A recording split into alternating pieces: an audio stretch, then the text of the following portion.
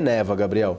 Perfeito, senhor Marco Goulart, seja bem-vindo. Muito obrigado pela participação no Pre-Market, terça-feira e terça-feirazinha bem agitada. É uma semana movimentada, principalmente em termos políticos. E aí junta tudo de uma vez. Tem a política, tem temporada de resultados, há discussões sobre a economia dos Estados Unidos e também economia aqui no Brasil. Temos uma sopa de letrinhas aqui para esta semana que será decifrada aos poucos pelo investidor.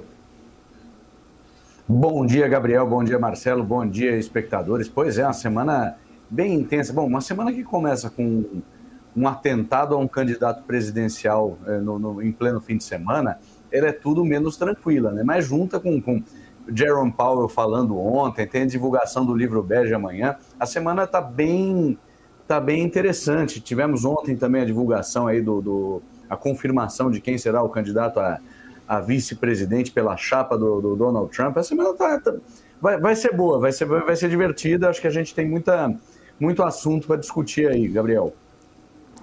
Perfeito, eu queria começar a conversa justamente com política. Ontem, Trump fez a primeira aparição pública após o atentado a tiros que deixou 2 pessoas mortas no final de semana. O candidato e ex-presidente dos Estados Unidos participou da convenção do Partido Republicano e foi confirmado como candidato do partido às eleições presidenciais de novembro. Comentando o atentado, chamou o evento de surreal e disse, abre aspas, que não era mais para estar aqui, fecha aspas. Trump apareceu com um curativo na orelha, onde recebeu o tiro durante o discurso no sábado. Além da confirmação da candidatura, também foi anunciado que o senador J.D. Vance será vice na chapa de Trump. Vance tem 39 anos e foi eleito senador pelo estado de Ohio em 2022. Senhor Marco Goulart, primeiro a pergunta óbvia.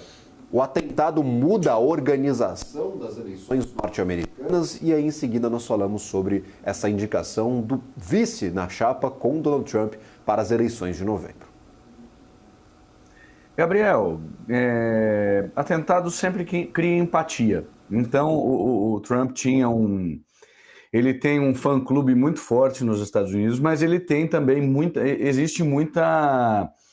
O público, uma parte do público é bastante refratária, lógico, muita gente não votaria nele de jeito nenhum, com atentado, sem atentado, mas aquele eleitor mais indeciso, que não sabia muito, ele cria uma empatia pelo cara que sofreu um atentado.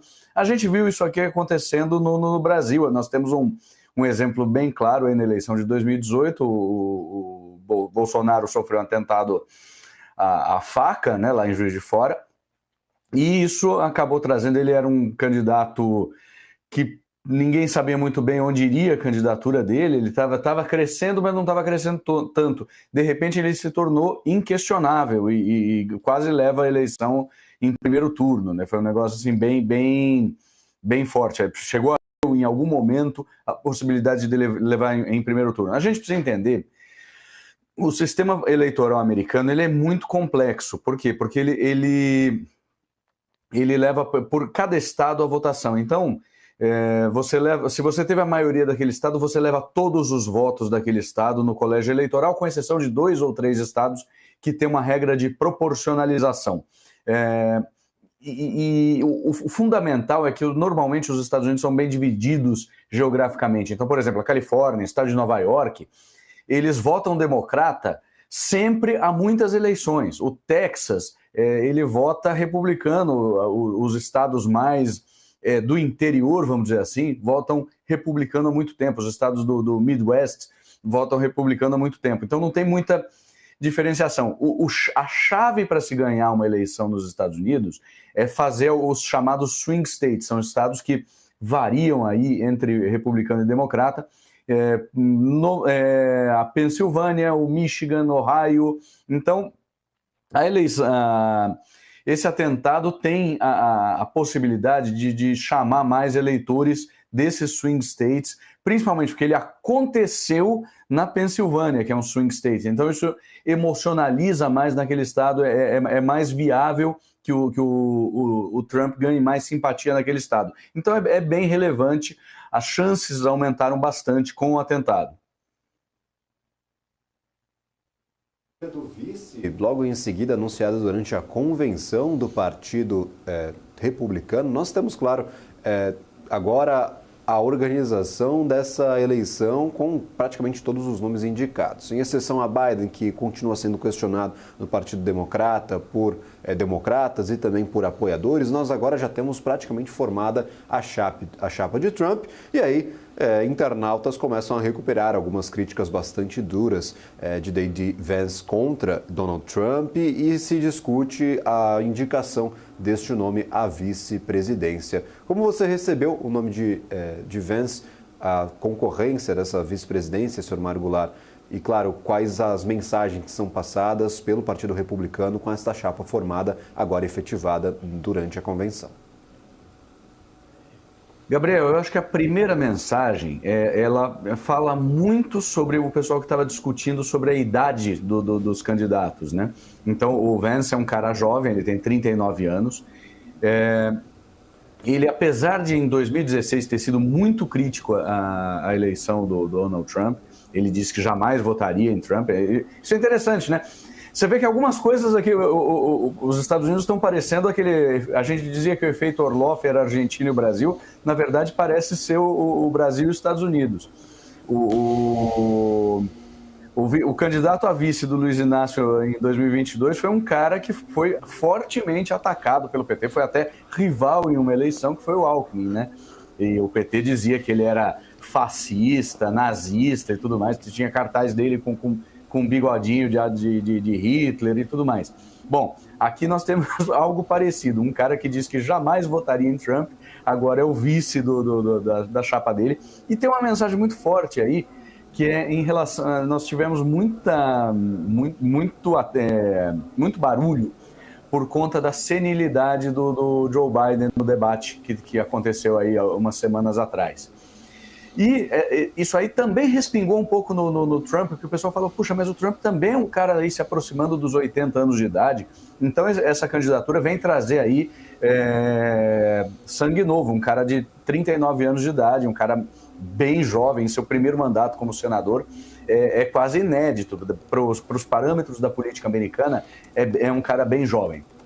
Outra mensagem importante que passa é que ele escreveu ali uma autobiografia que virou filme. Eu fiquei sabendo até que a Glenn Close foi indicada ao Oscar por sua atuação nesse filme, como a avó dele, né?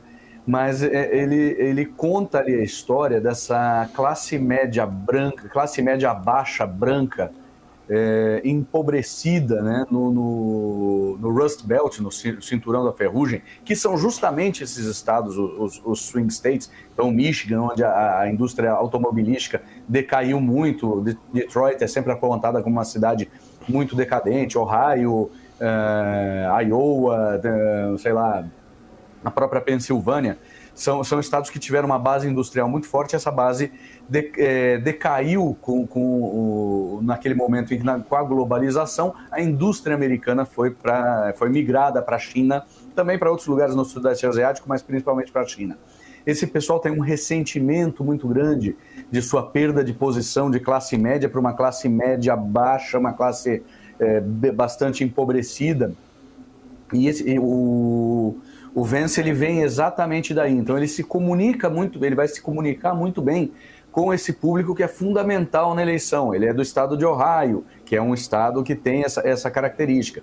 Então tem várias camadas aí. Tem uma outra camada que é muito interessante e pouca gente está falando, que é o seguinte: ele é casado com uma filha de indianos.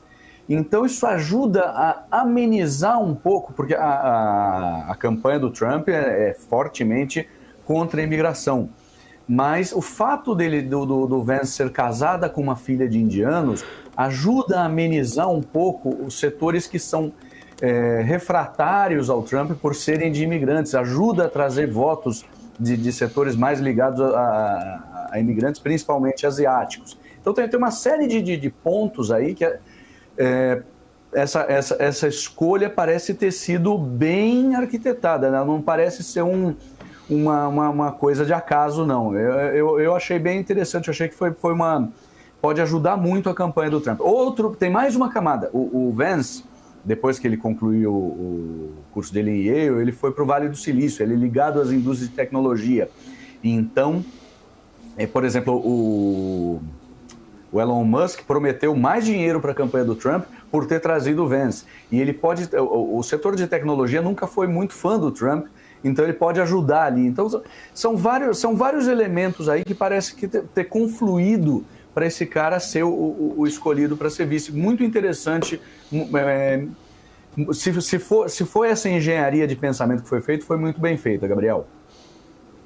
Agora teremos praticamente todas as peças prontas para as eleições que acontecem só em novembro. Então ainda há muito espaço. A gente vai observar com bastante parcimônia, com bastante proximidade, afinal, o que acontece lá nos Estados Unidos tem efeito imediato em bolsas emergentes. No caso aqui no Brasil, a gente vai seguir caso qualquer coisa muito fora do comum aconteça por lá. E para